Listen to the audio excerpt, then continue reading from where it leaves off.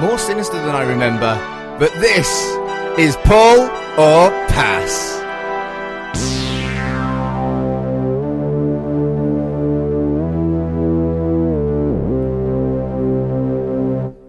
Welcome to Pull or Pass, your weekly geeky comic book radio show. I'm Mark, and I'm alongside Zach. Hello, mate. Hey, Mark. How you doing? It's issue 1. It is. We did, issue 0 last week as, a tester, but now we're on issue actual 1.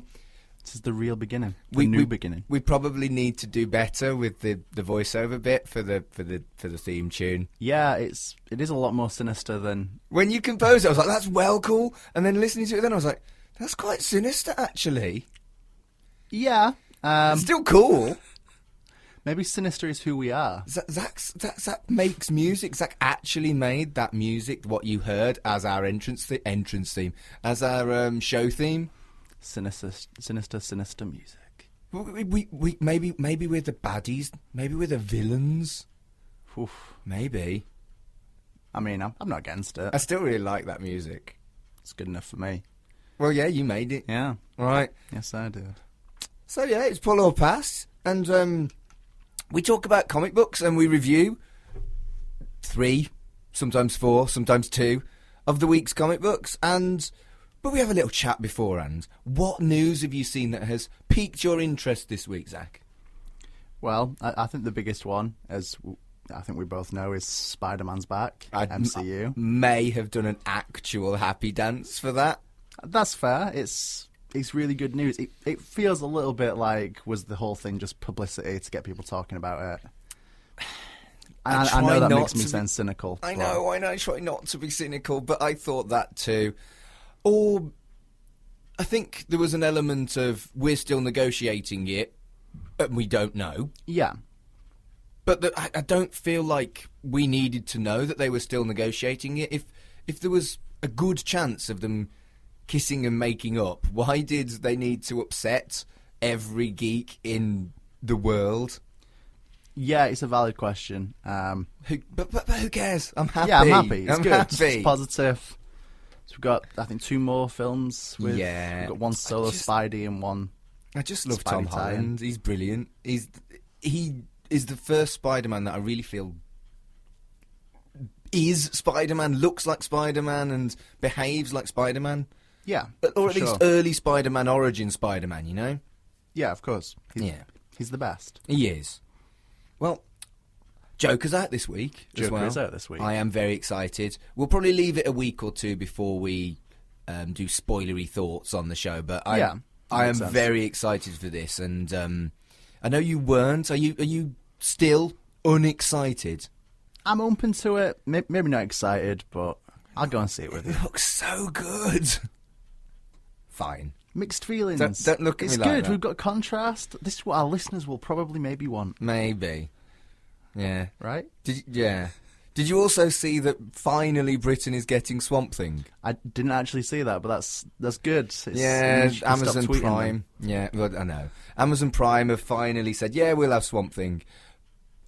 It's just like, I was so excited for Swamp Thing when it first came out, and I was so cross that we didn't get it. And I whined about international launches. And I'm thinking, well, 10 episodes and no more being made. Shall I bother? Which is insane, because I was so excited when it first got announced. I suppose we knew that, though, with something like Constantine. Constantine was a really good show, but we knew there wasn't going to be any more of it. True. So. And Constantine was fantastic. One of the best DC shows. Yeah, well... One of the best DC things. It was good. And it was DC, which, doesn't tend to happen. I'm sorry. There's some good DC. I've already given DC flack, and we're like 5 minutes into the show. I can drag it. Most of the Arrowverse shows start really well. Yes, this is true. And then stuff keep happening. I'm excited about that crazy crossover. Yeah, where they're bringing in looks ridiculously good. Lois and Clark and 70s Wonder Woman. But I'm more excited about Lois and Clark and 70s Wonder Woman than I am about the shows that are current, you know? Yeah, fair. I've drifted away from most of them. I liked Legends of Tomorrow the most. I felt like I was the only one. Mm. Is Constantine going to be in that, do you think? I'd like to think so. He's been an Arrow. So. I hope so, because he's well good. He is. Do you think Preacher will be in it? Probably not, No. but here's hoping. Yeah, that'd be well good. You got any other news? I haven't. They were the things I wanted to talk about, and I'm kind of, yeah. Other things I've got, we got an announcement that there's going to be a Sony-made Madam Web film. Oh, we did. I did see that. That looks cool. Yeah. I'm down with Madam Web. So we've got Morbius, Silver Sable, Black Cat, Madam Web. But supposedly, I think Black Cat and Silver Sable are the same film, yeah. Back burner and as obviously well. more Venom, and is there another one? Not that I can immediately think of, but probably. Even so, we've they've got like gone. the Spider-Verse sequel that we're going to get. Well, yeah, but I'm talking about like Live the action. Venomverse. But is it Venomverse, Madam Web? I'm not strictly sure. I feel like they're all going to tie together. Yeah. Is that the proper term as well? Venomverse. I don't know if it's the proper term. It's a term that I've has been used before. Yeah, I've used it by you. Yeah. There was a Venomverse comic last year or the year before. Oh, was there? Oh, okay. But yeah, I feel like Sony are just going through every character from the animated series going, people will dig this. Well, I'm quite looking forward to Yeah. Morbius, and I'm quite looking forward to Madam Web now, so sweet. Let's get it on. Incidentally, there's a new Morbius comic starting soon. What a coincidence. It's almost like there's a marketing department that have got half a clue. Kind of, a little bit. Yeah, We'll probably put that on Pull or Pass, won't we? I reckon so. Yeah. Cool.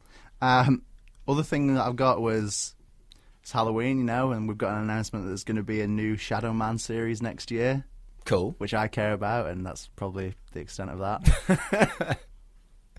Supernatural Valiant, that's Yeah, it is. right up my alley. It is kind of Halloween month, isn't it? Maybe we should be playing spooky stuff. My song isn't spooky at all this week. Nor is mine, but next week, Let's make it spooky. just imagine. Yeah, let's get spooky. Maybe we should do that, do some spooky songs, try and do some horror comics. Yeah. Providing they come out, we can't really Yeah. control that bit. But Again, we've already set next week's comics, and none of them are spooky. We're not doing very well at this, have we? well, if only we could, tell what month it was before the show. Whoops. Um, Have you got any more news, Zach, before we expose ourselves further? The final bit of news I've got was that we've got a Birds of Prey trailer. I would say the full name, but I can't. There's something. Harley Quinn. Yeah. Fantabulous Emancipation? Right. Those are both adjectives that are in the sentence. I enjoyed said trailer, but really, it's not a Birds of Prey film at all. It is a Harley Quinn film. It's quite clearly a Harley Quinn solo film. I don't really recall seeing anyone other than Harley in the trailer. I've watched the trailer twice, and yeah, okay. There's hints of people. I think we get a little like Black Canary shot and a bit of Hints? this. Yeah, It's called Birds of Prey : blah blah blah blah blah blah blah blah blah blah blah blah Harley Quinn. But they might have just should You're have saying just we called should it Harley flip Quinn. it and be Harley Quinn in the Harley Quinn featuring Birds of Prey, Fantabulous maybe. Emancipation of the Birds of Prey. Maybe. We've got Ewan McGregor Yes. as Black Mask, who He looked great. doesn't wear a black mask for most of the for any of the trailer. Well, it's so you can recognise got- Ewan McGregor as Ewan He's McGregor, got isn't a it? beautiful, beautiful face. He has and got a we need nice to face. use that, I guess. Yeah. But yeah, trailer looks pretty decent, I'd say, Yeah. overall. It looks fun, but I'm always going to be distrustful of DC. yeah, me too. I think that's just the way we live now, right? Yeah. But I think I'm going into that one kind of positive that it could be good. I'm guessing there'll be a second trailer because DC have been doing that. I'd like to Yeah. see more Birds of Prey in the actual Birds of Prey trailer course, in the yeah. second trailer. So It does feel like sometimes as well they like to tell you everything about the film before the film because with Suicide Squad and Yeah, Dawn of Justice, it was very. the voiceover was probably a little bit guilty of that. You're right. I feel like they're a bit strange with that because like Marvel will somehow manage to maintain surprises, but DC seems to sometimes be like, "Hey, Doomsday's going to be in it." Like, I personally kept that a bit quiet, but Well, yeah. okay, Yeah. but we'll see. Hopefully they'll Yeah. play the cards better with this, and We'll see. it'll be really good. But this is the unfortunate thing is we are cautious with DC because they've had some duds. But does that mean that when it's not a dud, we'll be even more pleased? Yeah, I mean, I really liked Shazam, and I like Shazam more than I expected to. yeah, I have no desire to watch it again, but I did. I'd happily watch that. I again. did I enjoyed it more than I expected to. It was an enjoyable children's film, but it was a children's film. And yeah, so they haven't just churned out wretched stuff. The Wonder Woman solo film was great. Yeah. And Aquaman was a pleasant surprise as well. So it's not like they've really had that many duds recently. Maybe we should trust them a bit more. At this point, we're probably coming up on like a 50-50 split, and that's actually pretty good going for any film company. True. Yeah. So maybe this one will be a banger. Yeah, maybe. And then we've got the Suicide Squad 2 or whatever they're calling it. Well, they're pretending the first Suicide Squad never happened, so. Which, is probably for the best. But this has a ridiculously over-the-top cast. Good. And James Gunn doing things. Good. So, I'm kind of into that. Yeah. Yeah. That yeah. announcement was crazy a few weeks ago. Crazy. Crazy. Oh, that was the news. Yeah. Yeah.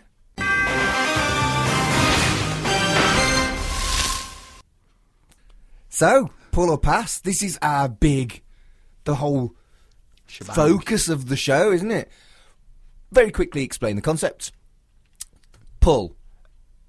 Well, it's a thing. It's a thing that you do at your local comic book shop. Not as in snogging, but as in, like, something else. So I'm going to explain what it is.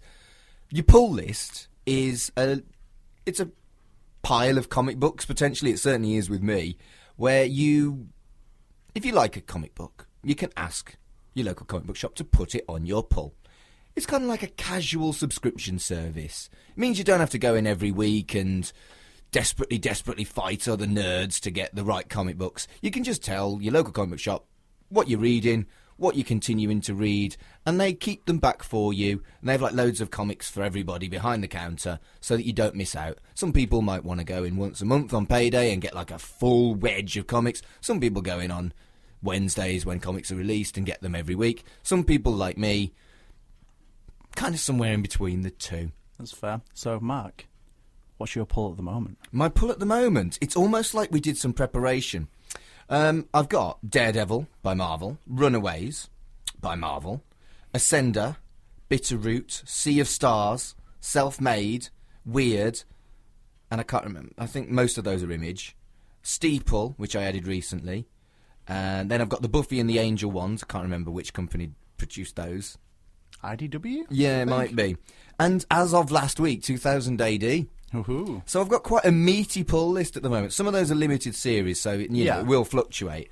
But because I've got quite a meaty pull list, I'm quite cautious on adding stuff to my pull at the moment. What's your pull list, Zach? Well, mine's largely Valiant. Of course it is. Obviously. So you got your Livewire, your Psylords, Bloodshot. New Bloodshot. That we didn't review last week. Other such things, that's the one. Right, okay. All the Valiant books, they just come to me naturally and I see what happens. Right. And Ascender, obviously. Image. Love Ascender. All the different Black Hammer titles as well, so Jeff Lemire's alternate superhero stuff. Anything Jeff Lemire, actually, I think is probably true. Yeah, I can be down with that. But for the moment, that's kind of it. I've got kind of... No Marvel, no DC. Harleen after last week. Of course. But yeah, it's pretty stripped down. I was trying to cut back, and well, here we are. So. Well, yeah, doing this show, I suspect, will not help us save money on our pull lists. But comics are nice. Comics are nice. Let's talk about our sponsor. Because we are sponsored by our local comic book shop. We are sponsored by Travelling Man. They are lovely people. They have shops in Manchester, where we're based, and York, and Leeds, and Newcastle. They are your local comic book shop if you live in those towns. And they're brilliant. They allow us to basically do this show with their sponsorship deal, and it's very kind of them to do that. And I just want to point out that this month, the month of October, they have 3 for 2 on Boom Studios comics graphic novels. So, yeah, get a bargain and stuff. Yeah. Is that all you've got? Yeah. I feel like I didn't bring a lot to that. No. But, yeah, we are sponsored by Travelling Man. They are brilliant. They have a website. Follow them on Twitter. And I probably should have got both of those things. But search for Travelling Man. That's what Google's for. Pretty sure Twitter is Travelling Man UK. Yeah, and Google. Type in Travelling Man. It's not hard. Get yourself some answers there. Yeah. exactly. Should we talk about the comics? Yeah, let's try. Shall we start? We've got 2 indies and a Marvel. So we've got Dead Eyes, which was by, I want to say Image, yeah. So we talk about Dead Eyes first, and then we've got Ghost Rider by Marvel and Ruby Falls by someone else. Dark Horse? It was Dark Horse. Dark Horse. I should do better notes. Let's talk about Dead Eyes. Aye. My first note is hemorrhoids. Yeah. Which, to put it into context, there's kind of like a joke about hemorrhoids, like 3 or 4 pages in, that I wasn't expecting. No. And I was like, really weird to read in a public place is what I learned. Yeah, just it brings you down to earth with an absolute smack, the hemorrhoids gag, and I wasn't expecting it. I was like, all right, yeah, you got me, well done, good stuff. I've read some of Jay Duggan's stuff before, but it's all been Marvel, so I was kind of expecting some jokes and it to be a little bit ridiculous. Right. That was not the joke I was prepared for. Well, Image allows you to just do what the hell you like, doesn't it? Whereas you have to keep yourself perhaps a little reined in if you're working for Marvel or DC. But still, there was no way to see that coming until you flip the page. It's like, oh, right, okay. It was, yeah, that was an announcement of a statement of intent. Yeah, that. And I also really liked the relationship between Martin and Megan, the main character and his wife. It felt much more of a depiction of what love becomes and how real a relationship becomes, rather than the romanticized, dreamy stuff at the beginning. They clearly love each other, but drive each other crazy. Of course. And I think that's real love. And it's done really, really well. It felt like a very real depiction.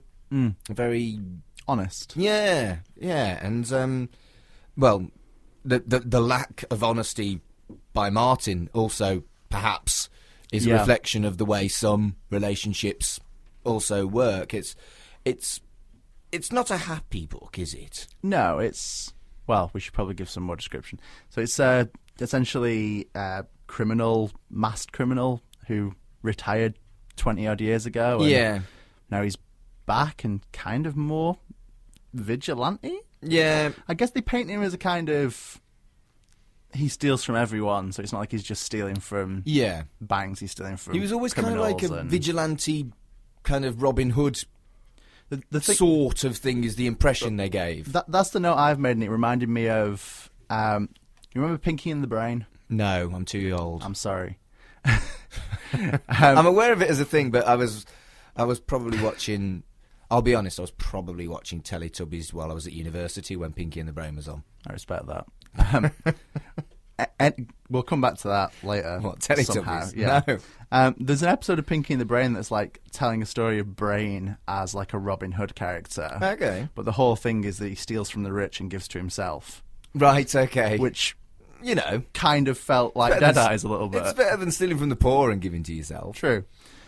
You know, there's a huge difference between stealing from your next door neighbour who's in a similar situation to you than stealing from Tesco.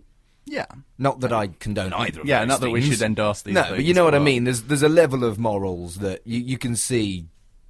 Yeah. Also, other supermarkets are available. Yes, true.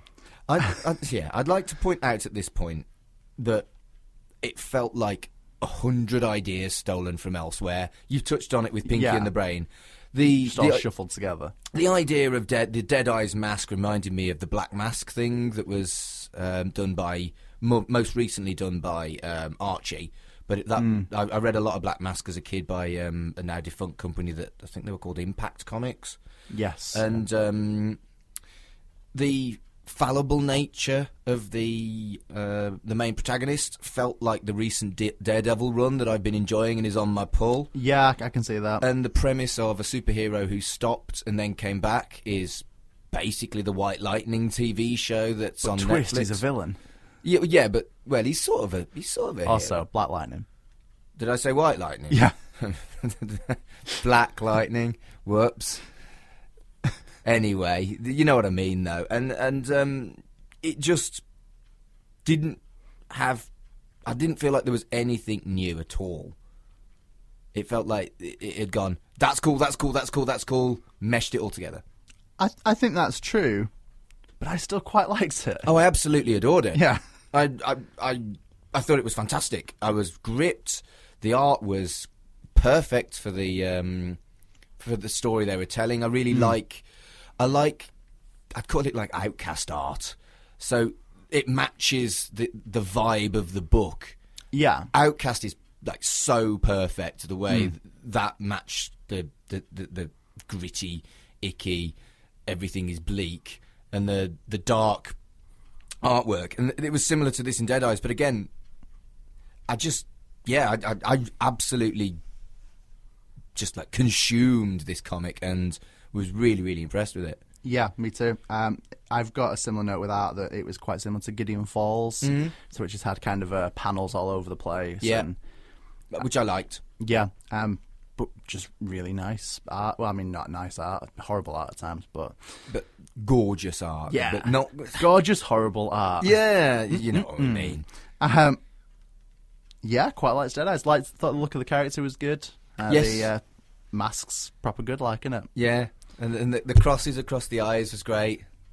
So yeah, can't really knock it. So this one, yeah, I ummed and ahed about whether or not I was going to pull it because I felt like this would have benefited from being a limited series rather than an ongoing title. I don't know how much of a story there is to tell. I mean, it seems like we're getting like a revenge arc set up. Obviously, this puts everything in place to catch up on what happened 20 years ago. Which, yes. Yeah, I feel like it could be quite limited if needs be. Or well, it is an ongoing title, which is why I ummed and ahed about pulling it, because I did feel like it smacked of limited series. Yeah, I can see that. But it is a pull. It is a pull for me. Yeah, it's a pull for me as well. Brilliant. Gosh. But I think it's with the caveat of, I think when you've got to like that one trade point, I think you'll know if you're going to want to read more of it or not. Yeah, I think so. I think it'll probably be this current storyline when the next one kicks in, almost treat it like a brand new limited series, because it felt so much like a limited series that I was surprised that it wasn't. Yeah, fair.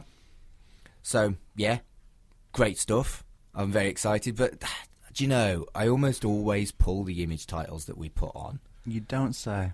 I know. I'm a bit of an Image nerd. This is... Oh, sorry. Oh. No, go on, this is... This is the first kind of Jerry Duggan Image book I've read. I've only ever read his Marvel stuff before, so I am kind of interested to see where he'll go when there isn't Marvel lurking behind him. Yeah, and I've always been much more of a fan of contained universes. I don't want there to be an Image verse.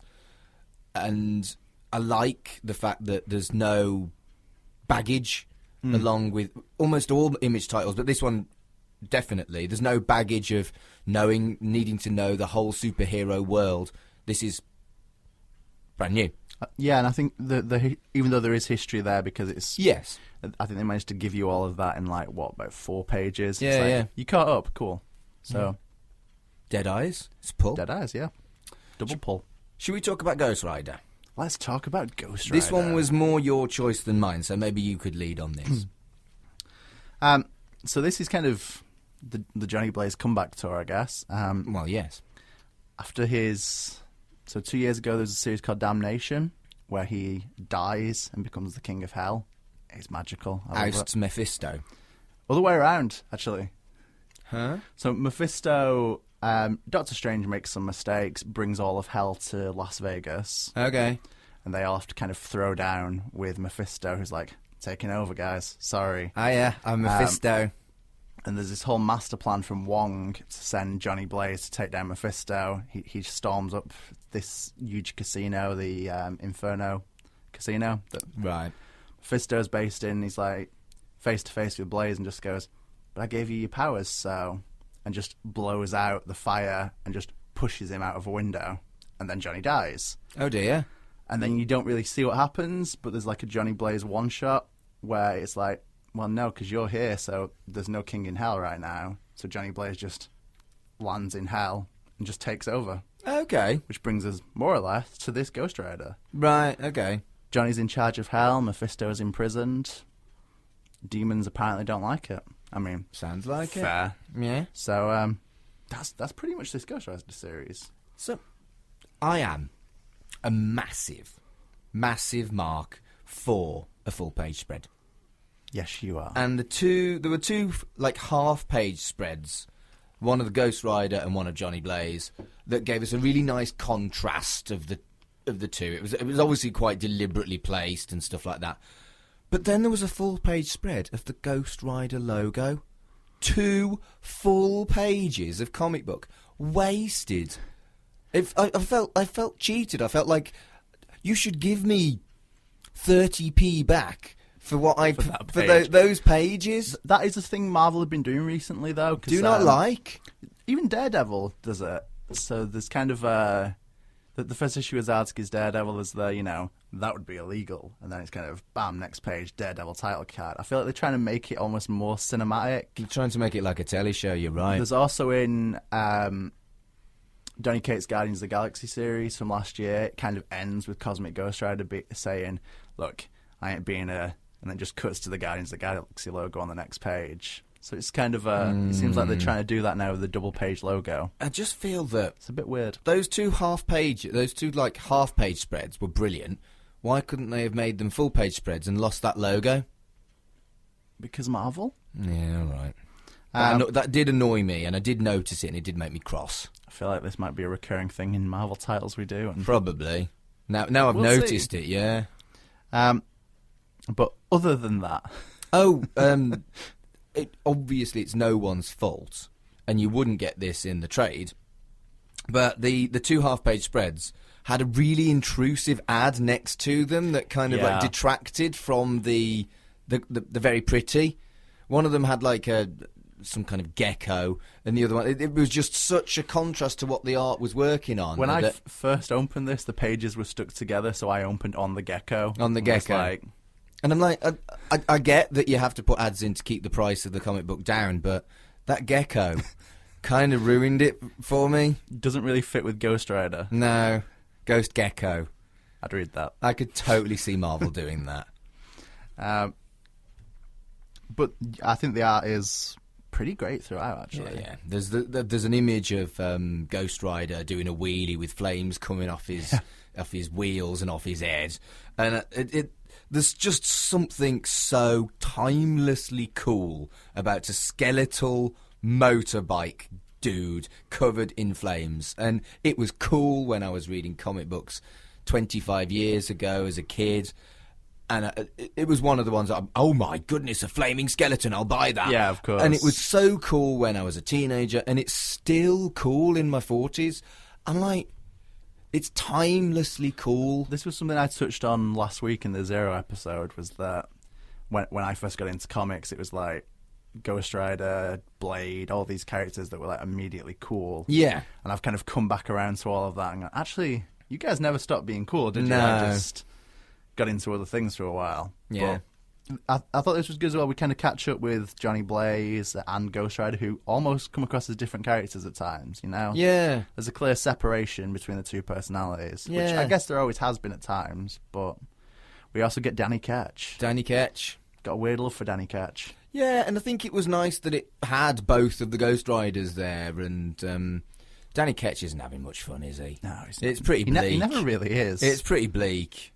But then again, if you turn into a demon of vengeance, you're probably going to have a pretty lousy life, days, you know. Yeah. But yeah, nice to get them both. I kind of feel like we're setting up for Danny versus Johnny. Yeah, Ghost Rider versus Ghost Rider. I thought that too. It always happens. Johnny usually wins. Yeah. He's king of a whole realm right now, so yeah, I feel like he's got that on his side. Yeah. But I guess we'll see with that. As a concept, the storyline I thought was a really cool idea. It's something slightly different for Ghost Rider, and it was cool, and as contrived as it is to have Ghost Rider versus Ghost Rider as an ultimate aim, it's done in quite a cool way this time, I'm not sure a different it's the way. ultimate aim, but I think big aim. It's one of the things that got me. So we kind of see competition from other people who want to be in charge of hell. We get I think she's called Lilith. Yep. And Mephisto, obviously. But then we get Mephisto, and in that moment where you see him still in prison with one guard and him, he's like, "You think I'm bad? You should see the competition." There's this brief moment where I'm like, "Are we going to get good guy Mephisto?" where we can't have good guy Mephisto. he's the devil. He'll obviously it's going to be a con at some point, but Yeah. I feel like this could be the opportunity to get I mean, we've had good guy Loki. Blaze and Mephisto together to take down Lilith. I mean, years ago, the idea of Loki being a goodie Was ridiculous. Yeah. But now everybody loves him, and I love Mephisto. Do you? I don't know what it is. He's I like Mephisto. a lovable swine. I've always found him an interesting character because of just the glee in his evilness. Yeah, I guess that's often how we get the devil. And the devil depicted. You don't need all your with the villains to heart. be tortured souls with heavy Just backgrounds. Mephisto's just like, a lol, bad evil. guy. Yeah, Lol, I can do bad things and because he I'm the looks devil. cool, He does. As far as red devil men look cool, I guess. Oh, I think most Red Devil men look cool. Fair. I mean, yeah. Right, can I just voice something here that... How arrogant was the editorial? I read the editorial, I was angry at the arrogance. What was this? You are holding what's going to be one of the greatest comic books of all time. And I'd forgotten about that. It was... I was like... Well, I'm not. I think that was clearly meant to be tongue in cheek, though. Really? Yeah, I thought that came across as quite knowingly over the top. I thought it was obnoxious.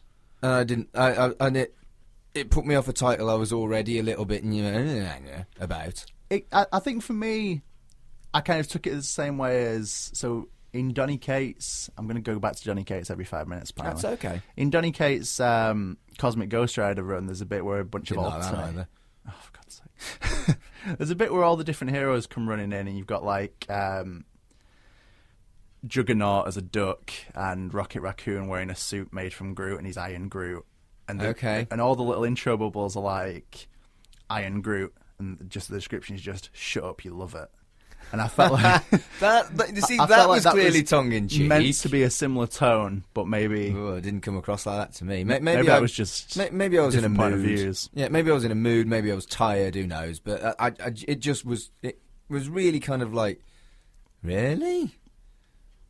And that Badlands thing, I didn't understand it. Is it a subplot, or is it a prequel, or is it part of the main story? Was it just they had a few pages left? This was the Caretaker Chronicles. Yeah. I'm not really sure. So she is Sister Sarah, who becomes Caretaker in Jason Aaron's run of I was going to say Daredevil. Then that's not right. No. Of Ghost Rider. Who's Caretaker? Is it Girl Ghost Rider? No, Caretaker is kind of... she's the second Caretaker. I think it was her grandfather that she took over from. Caretaker's kind of just a bit of a Ghost Rider know-it-all. So he kind of has records of all the different Ghost Riders and enemies and everything.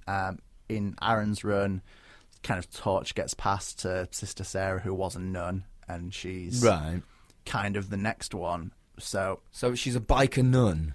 A biker nun, cool, that knows things about the Ghost Rider. Cool. I don't think she's technically human. I think she's some species that are eternal or some such. You know how it is. Right. No, I don't. Okay. So I don't know. I kind of expected a little bit more. That was like a 2-page. She finds a library of Ghost Rider knowledge, essentially. Librarian finds a library. Woo. It's kind of a A to B progress there. But it didn't. Yeah, it didn't. It just felt like it was we've run out of pages. We've already done a full page spread of the logo. Let's throw in something. We need to fill these pages. Oh look, lady on a bike gets to a library. That'll do. I wasn't sure if this was going to be like a running thing that'll be in the back of every issue, or if it's going to like kind of steer her to the main story. Or it's hard to tell. I didn't mind it. I just kind of needed more info. Yeah, I didn't hate it. It was very kind of like, we've not got enough pages to tell a good story, so we'll put the start of a thing that might be a good story kind of thing. I think the story we get here of the kind of the core story, there's some interesting stuff going on, but the Caretaker Chronicles is like also this. Yeah, which I'd agree with that. Bit of a weird one. Same writer. I think it's all Ed Brisson. Different artist for that, but so maybe that is just going to be a backup, and it'll end up being 20 pages or whatever after the 6 issues, I guess. Marvel have been doing that a lot, like doing half comics with a different story, and they did it with Arrow, they did it with a couple of other titles that I've read recently, and I just... Normally more substantial than this, though. Yeah, do not like. If I buy The Thing, I don't want 2/3 The Thing and then 1/3 Yancey Street Gang or whatever. I mean, I'm totally invested in that. Well, yeah, all right, yeah, it was just the example I gave, but you know what I mean? If I buy a Thing comic, I want it to be about The Thing. I think Marvel, well, a lot of comics have done backups in the past, and I'm okay with that. My thing with this was, yeah, just more substance. I mean, that first Daredevil issue has the backup where it's kind of all told silently and there's no dialogue. And yeah, but that was superb. See, so backups can be good. Fine. You just got to find the backup that's for you. Right, okay. I'm done on Ghost Rider unless you've got out to say. I think I've covered most of my thoughts on it. So go on. Is it a pull or a pass for you? For me, it's a pull. Really? After Damnation, I'm into Ghost Rider again. I think Brisson's doing a pretty good job of. I think he gets the character, and the art's really nice. So if that's what the art is really good. Aaron Kuda, I think, and it's pretty, and I like pretty, and it's over the top, and I need that right now. Well, fair enough. It is a pass for me, and I'm not even sure I'll bother to read it on trade. But if you tell me it gets better, I might read the trade or your singles. But no, right. It was definitely a pass for me, which is a shame because Ghost Rider is cool. You know, if we get Good Guy Mephisto, it's just going to be like, Then you need to tell me if we 6 get out of Good Guy 5 stars. Mephisto. It's going to be the best. Right, okay. Dreams can come true, Mark. Right, shall we move on to our final book? Yes, let's do that. Our final book is Ruby Falls by Dark Horse, isn't it? Dark Horse, yeah. And you know I was saying how the art is perfect for Dead Eyes. Yes. The art did not resonate well for me with this title. It wasn't that it was bad art, it just felt that the subject matter... Felt like the wrong art. The subject matter didn't want kind of cartoony, happy drawings. It felt like it had a very kind of Archie vibe in the art style, which I don't mind, but... It was a look, and it was a very stylish look. I just didn't like it. I wouldn't have liked it even if it was appropriate for what it was... Yeah. Whatever the comic was. But I felt like it actually detracted from quite a sad story by having happy art. Yeah, fair. Is that fair? Am I being too harsh? It felt like it was... I don't know if it was meant to be intentionally misleading art. I don't... It felt like it was misleading. So I don't know if it was meant to be, you know, we're in small town America and everything's nice and happy, but there's a dark undertone, and there's, you know, mob history here, and was there a murder? Probably. Okay, I get what you're suggesting as an intention, but I found it incongruous. Okay, I can see that. I mean, I wasn't a huge fan of the art. It was only afterwards that I was like, was this an intentional... I didn't even think that, but now you say it. Happiness and non-happiness, sadness, darkness.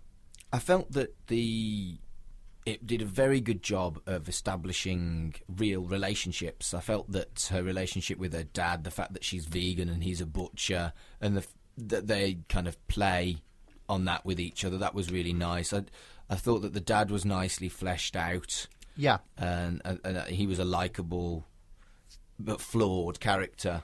I think that a lot of the characters had that kind of likeable but quite flawed edge. The mum as well, who was in the bar next door to the butchers. Classic combination, obviously. There was a very interesting cast of characters and family, and it felt like the writer is good at establishing characters, like, organically, but very well quickly at the same time. See, this was one of the things I actually had. So Anne Nesenti, who was the writer, did well with fleshing out the characters and introducing everyone. What threw me is this is a 4-issue run, so I feel like not a lot happened in the issue we had here. No. So they did a very good job of establishing the world and establishing what the series is going to be about, though. It did, but this is one of the things that it's often a complaint I seem to have of. It takes a lot of time establishing things, but in a limited series, you're an issue down now, and not a lot's taken place. But I think we get the vibe of the town. We get her. I've forgotten main character's name. Oh God. Vegan. Miss Vegan. Can't remember her name either. I didn't make a note of it. I didn't make a note of that. And I just put really Dad right and now. then drew a love art. So, the cast of characters we get, the kind of high school history, and the guy is the librarian. Trapeze acts. Apparently, that's something you can just get into in small towns. Who knew? Right. But I feel like we get a pretty solid cast. We see how everyone interacts and knows each other. We've got the grandmother. The grandmother's brilliant. We need to talk about the grandmother. She's kind of the centre of the story. Yeah, so. and you know, again, I don't want to over-egg it, but the art, and then 4 pages in, it's so sad with the grandmother's dementia, and it covers quite serious topics very quickly with, like, happy Archie art, and I just didn't like that. The story was actually quite nice, and the concept of solving a murder mystery, but the main witness has dementia, is so bleak, but such a good idea. And I really liked Grandma, and she was adorable, and it was really very sensitively done. And yeah, Grandma was like the best part of it, I think. Yeah, I can see that. I think all the family kind of worked, but I think she was the centerpiece of it all. She was the one who had the biggest impacts. Obviously, that was intentional. Yeah. It is a bit of a weird read, though. Yeah, I think so. I mean, one of the notes I've made is, obviously there's going to be a twist. Yeah. It's one of the most kind of telegraphed murder mystery. I bet there'll be a twist. Yeah. I mean, for me, I think I like the concept and I liked the writing, but I don't know. Even though it's a limited run, I'm much more likely to put limited runs on my pull list. This one was a pass. Unfortunately, I am the same. I'm kind of. I almost feel guilty for it. Yeah, I am interested, and I think it is really well written, and I do like the art. I just think it's either doesn't fit or intentionally doesn't fit. I do kind of want to see how it turns out, but I was kind of hoping you were going to pull this one, and I'd grab it from you. So there we go.